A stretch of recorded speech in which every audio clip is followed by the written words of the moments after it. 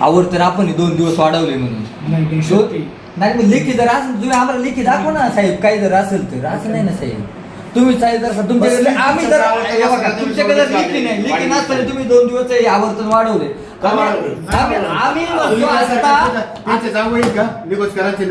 हे पाणी आत्ताच्या आत्ता बंद झालं पाहिजे. पाणी जर आता जर बंद नाही झालं तर आम्ही आत्ताच्या आता इथे जलसामध्ये आंदोलन करतोय. आम्ही काय म्हणतोय तुमचं निवेदन आपण घेऊ. नाही निवेदन घेतलं पण तुम्हाला लेखी काय ऑर्डर लेखी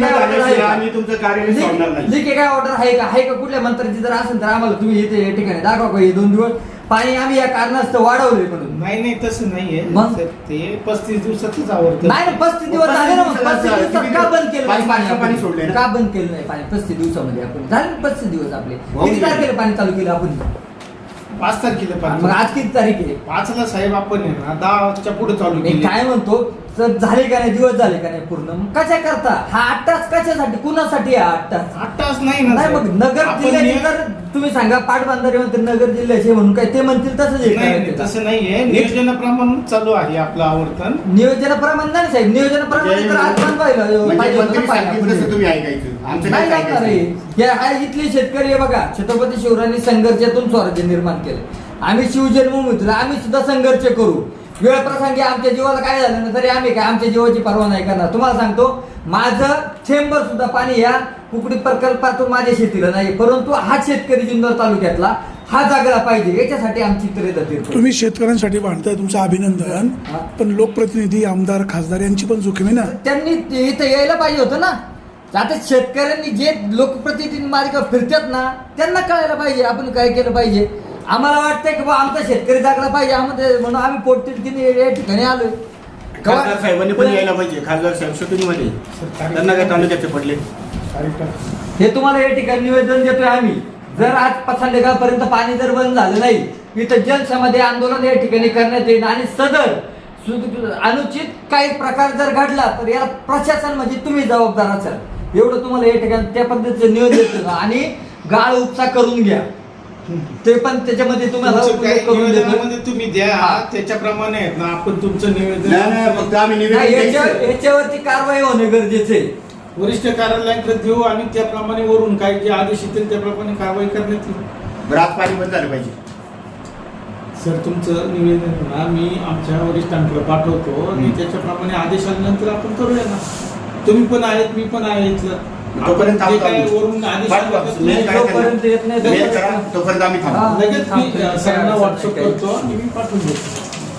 नमस्ते. आज येडगाव धरणावरती या ठिकाणी येण्याचं कारण असे, एप्रिल महिना चालू आहे, उन्हाळा या ठिकाणी तीव्र आहे, 38-40 टेम्परेचर आहे. उन्हाच्या झळा शेतकऱ्यांच्या ठिकाणी सोसायला लागतात, परंतु त्या झळा कुठल्याही अधिकाऱ्यांना या ठिकाणी बसत नाही, कारण हे पाण्याच्या कडेला या ठिकाणी ऑफिस आहे. आणि आमचं जे शेतकरी आहे हा शेतामध्ये त्या ठिकाणी जाऊन काम करतोय, उन्हातानात काबाड कष्ट करतोय आणि त्याच्या शेताला पाणी पाहिजे ते पुरत नाही. आताच धरणाचा साठा पाहतोय. खरं तर आम्ही 4 वर्षापूर्वी आणि साहेब आपण सर्व या ठिकाणी आलो होतो. हा मे मध्ये 15 मेला ही परिस्थिती होती. 15 मेला आम्ही आलो होतो त्यावेळेची परिस्थिती होती. आज ही 10 एप्रिलला या ठिकाणी परिस्थिती आहे. म्हणजे 1.5 महिना पुढे असताना, म्हणजे 1 महिना पुढे असताना 1 महिना अगोदर ही या ठिकाणी परिस्थिती आहे.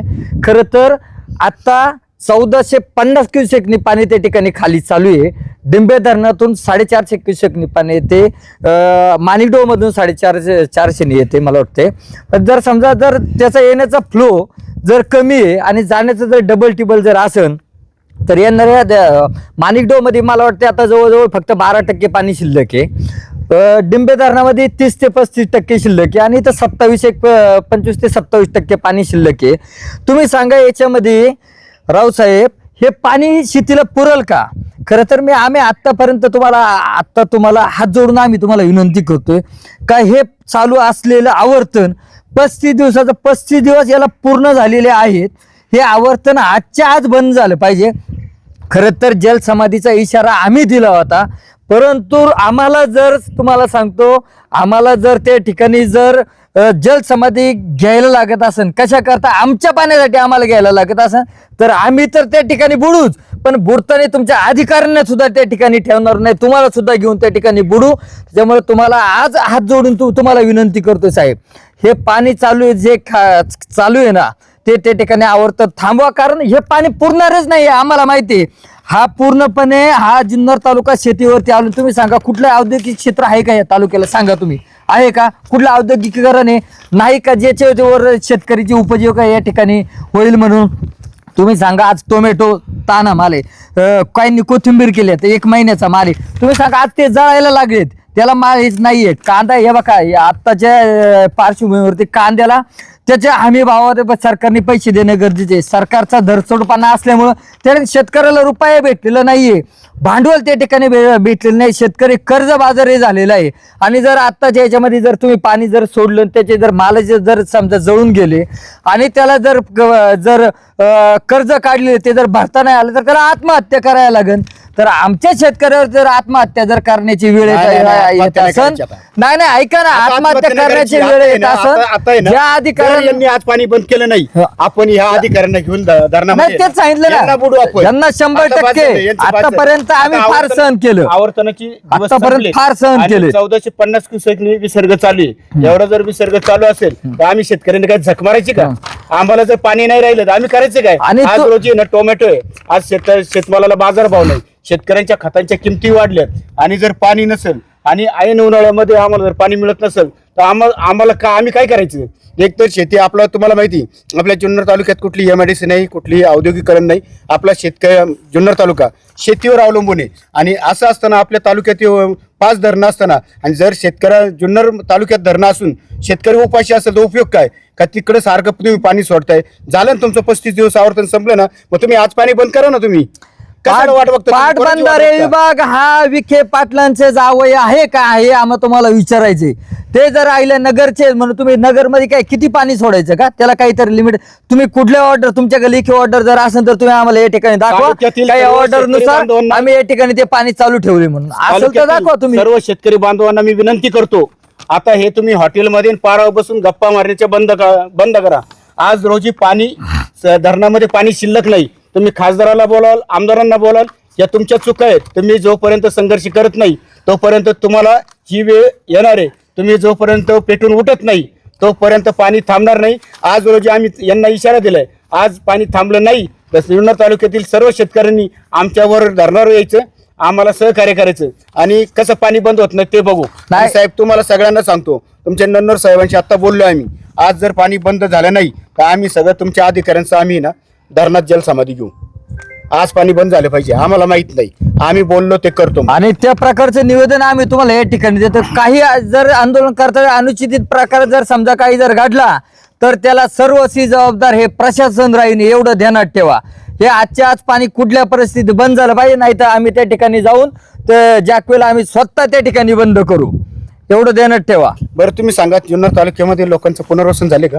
ज्यांच्या जमिनी संपादित झाल्यात त्यांचं किती पुनर्वसन झाले झालं का? पुनर्वसन विभाग वेगळा आहे. जर असू द्या, आमच्या जमिनी गेल्या शेतकऱ्यांच्या, त्यांचे अजून प्रश्न सुटले नाही. आम्ही पाण्यासाठी बांधतोय, हे बघा. आमच्या जमिनी गेल्या तर आम्हाला हक्काचं पाणी पाहिजे ना. आज येतो आम्ही तुम्हाला जुन्नर तालुका शेतकरी संघटनेच्या वतीने नम्रतापूर्वक या ठिकाणी निवेदन देतोय. या निवेदनाची तुम्ही दखल घेऊन संध्याकाळपर्यंत कुठल्याही परिस्थितीमध्ये हे पाणी बंद करायचे, नाहीतर आम्ही ठरलेल्या याच्याप्रमाणे त्या ठिकाणी या ठिकाणी आंदोलन आम्ही आता जलसमाधी दिले, पण तुम्हाला घेऊन आम्ही त्या ठिकाणी बुडणार. एवढं मग तुम्ही पहा काय करायचं ते. तुम्हाला शेतकरी संघटनेने निवेदन दिलेलं आहे.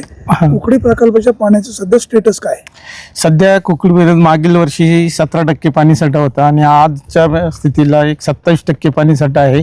निश्चितपणे आपल्याला कुकडी प्रकल्पामध्ये उन्हाळी हंगाम आणि जून जुलैपर्यंत आपल्याला पाणी पुरवठा असापर्यंत साठा असल्याने शेतकरी लोकांनी काळजी करू नये. धरणामध्ये पाण्याचा साठा आहे 27%.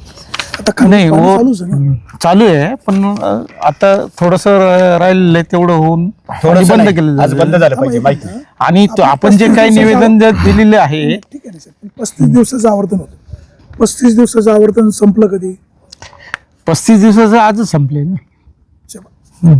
5 मार्चला तारखेला पाणी पाणी सोडले. सोडलं. 5 तारीख. हा आज तारीख किती आहे? आज 10 तारीख 10 आहे. तारीख. किती दिवस झाले? 45. नाही 35 दिवस. 35 दिवस पूर्ण पाणी झाले. चालूच आहे की नाही? हा पाणीच आज कमी करूया आपण, काही अडचण येणार नाहीये. काय म्हणजे सुरू काय निश्चितपणे आहेत ना, कुकडी प्रकल्पातलं जे पाणी जे आता चालू आहे, आपल्याला पाणी पुरेल एवढं असल्याने आपण नाही आपल्या आपण खाली पाणी कोणाच्या सांगण्यावर सोडतो? आमच्या वरिष्ठांच्या आदेशानुसार आपण हे सगळे कारवाई चालू आहे. मी तुमचं जे काही निवेदन मान्य, दिलेलं सर, आहे सर, सर, सगळं मान्य, परंतु आपण पाणी वाटपाचं नियोजन कोण करतो? का पाणी वाटपाचं नियोजन आमचा विभाग काल्ला सल्लागार समितीच्या कालवा सल्लागार बैठकीमध्ये समितीच्या झालेलं आहे. धोरणानुसार तर 35 दिवसाचं आवर्तन संपलेलं आहे, तरी देखील पाणी सुरू आहे. जुन्नर तालुक्यात हे शेतकऱ्यांना पाणी नको आहे का? याबाबत आहे ना, वरिष्ठांची तुम्ही बोलून घ्या आणि जे काही निवेदन दिलेलं आहे माझ्याकडं, मी माझे वरिष्ठांकडे हे निवेदन पाठवतो आणि मला काही निश्चित काही निर्णय येईल आता जे त्याप्रमाणे extra मी पाणी सुरू आहे ते कोणाच्या सांगण्यावरनं चालू आहे? नाही आणि तसं का चालू आहे? ते वरिष्ठांनाच तुम्ही विचारून घ्या. धरणावर तर तुम्ही आहात ना, तुम्हाला कोणीतरी सांगितलं असेल ना पाणी सुरू द्यावं. नाही सर, नाहीतर मग बंद करून टाका पाणी. गावची यात्रा आहे म्हणून खाली पाणी सुरू आहे असं पण कळतंय.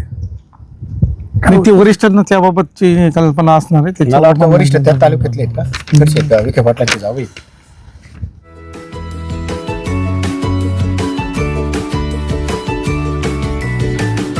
बातम्या शेतीच्या, बातम्या मातीच्या, बातम्या अन्यायाच्या, गुन्हेगारीच्या,